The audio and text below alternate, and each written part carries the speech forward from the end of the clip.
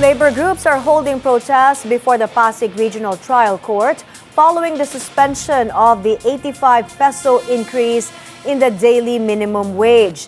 Nasa linya si Charmaine Abong para sa detalye. Charmaine, ano ang latest?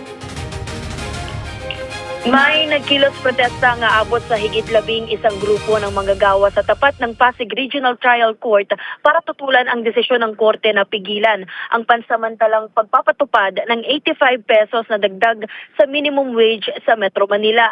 Kasabay nito naghain din ng motion for intervention ang grupo na pinangunahan ng Sanlakas Labor Coalition.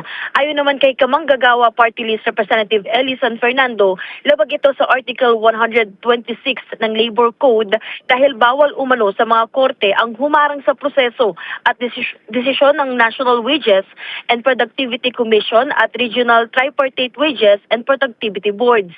Mali rin umano ang venue na pinili ng mga kumpanyang kumakwestiyon sa wage order.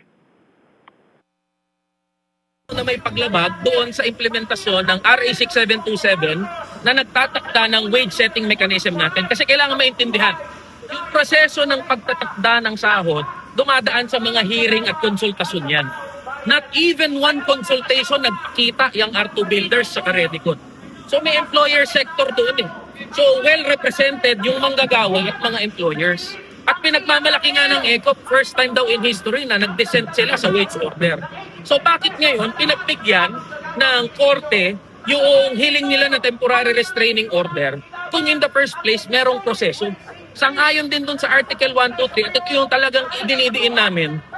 If yung aggrieved parties merong question sa wage order na nilabas, they have 10 days to challenge it upon the publication of wage order. So hindi dito sa korte. Status quo order.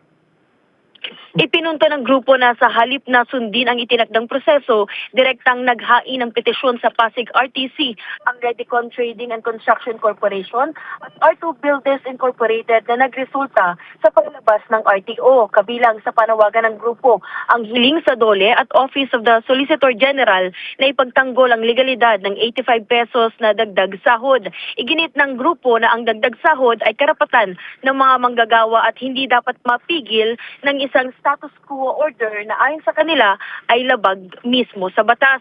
Sa ngayon, inaabangan pa ang resulta ng nagpapatuloy na pagdinig hinggil sa petisyon dito sa Pasig RTC. Balik sa iyo, Mike. Maraming salamat, Charmaine Abong, nag-uulat.